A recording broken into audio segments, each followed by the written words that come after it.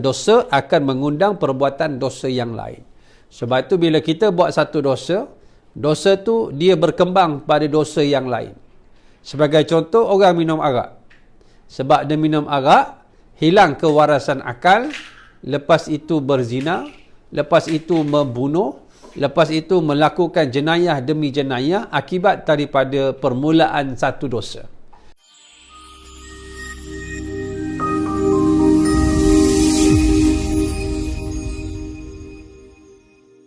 Itu berani melawan.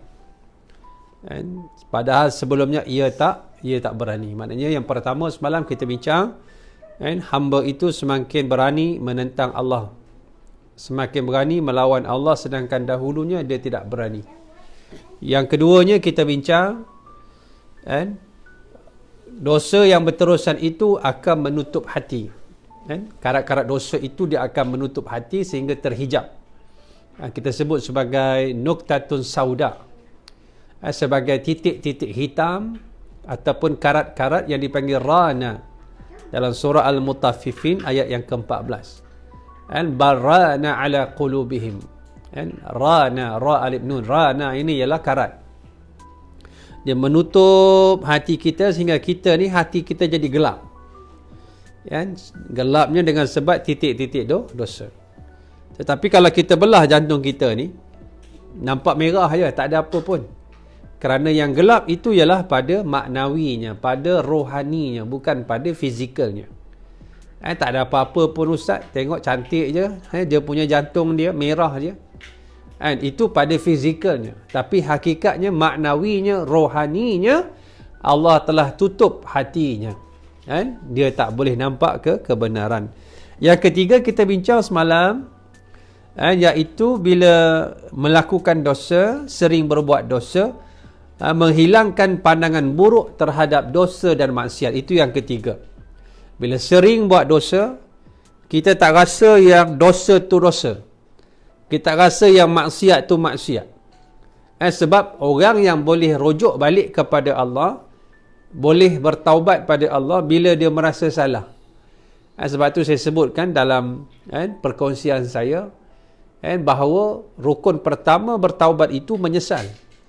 Sehingga Nabi menyebut dengan perkataan an-nadmu taubatun. Penyesalan itu merupakan taubat, maknanya rukun. Macam mana kita nak tahu bahawa kita ni dah buat salah? Mesti kita faham apakah hakikat dosa, hakikat maksiat. Orang yang sudah hilang memahami ataupun sudah hilang deria rasa dia kepada maksiat, bila dia buat maksiat, dia tak rasa benda yang dilakukan itu perkara yang dimurkai oleh Allah. Lalu orang ini dia tidak akan kembali rujuk kepada Allah Subhanahu Wa Taala, tidak ada penyesalan. Bukan maksud kita berdosa, buat maksiat, kemudian kita solat taubat 2 rakaat, selesai dah kita dengan Tuhan. Tidak. Itu bukan erti kata taubatan nasuha. Kita akan bincang nanti apakah yang dikatakan taubat nasuha itu, insya-Allah. Yang keempat, kesan daripada dosa itu, perbuatan maksiat dan dosa akan mengundang perbuatan dosa yang lain. Perbuatan maksiat dan dosa akan mengundang perbuatan dosa yang lain. Sebab itu bila kita buat satu dosa, dosa tu dia berkembang pada dosa yang lain. Sebagai contoh, orang minum arak. Sebab dia minum arak, hilang kewarasan akal, lepas itu berzina, lepas itu membunuh, lepas itu melakukan jenayah demi jenayah akibat daripada permulaan satu dosa. Bahkan Nabi menyebut tentang arak itu sebagai ummul khaba'ith. Ibu kepada kejahatan itu ialah arak. Sebab itu dalam Islam dilarang minum arak. Bahkan arak ini, syarbul khamar, termasuk dalam kategori hudud. Bila sebut hudud, kategori dia hak Allah. Maknanya tak ada bagin, no bagin, tak boleh tawar menawar. Sebab itu bila sebut hudud, wa tilka hududullah, yang demikian itu kata Allah merupakan sempadan dia. Maknanya jangan masuk, jangan rempuh. Bila ada roadblock, di sana ada autoriti yang tak boleh kita rempuh. Lalu itulah yang dipanggil autoriti Allah. And sesungguhnya yang menjadi larangan Allah itu maharimuhu, perkara yang diharamkannya. Sebab itu arak ini duduk dalam kategori jenayah berat.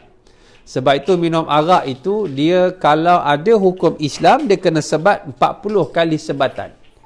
And 40 kali sebatan. Kerana apa? Dalam kaedah Islam dia begini sahabat-sahabat.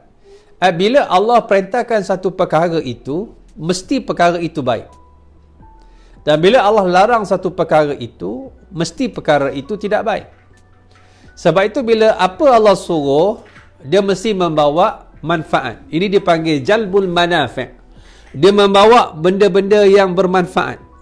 Jalbu maknanya jalaba ni, yajlubu ni dia membawa, menarik. Jalbul manafi' dia membawa manfaat. Itu sifat daripada suruhan Allah. Walaupun terkadang akal tidak boleh memahami apa yang Allah perintah. Kalau macam puasa boleh buka. Faman kana minkum maridan aw ala safarin fa iddatun min ayamin ukhar. Dalam satu ayat ini ada dua benda yang berbeza. Allah kata barang siapa yang sakit, faman kana minkum di kalangan kamu maridan sakit, au ala safarin atau berada di atas dalam perjalanan, travelling, sedang bermusafir. Fa iddatun min ayamin ukhar. Dia boleh buka puasa yang wajib, puasa Ramadan hukumnya harus dalam keadaan dia kena qada balik luar dari Ramadan.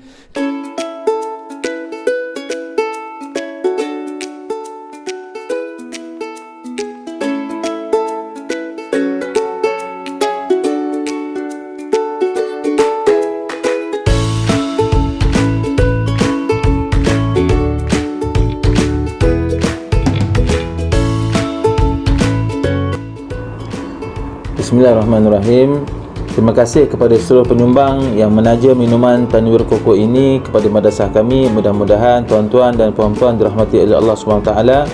Dan jangan lupa untuk membeli minuman ini dan sama-sama kita sebarkan kebaikannya.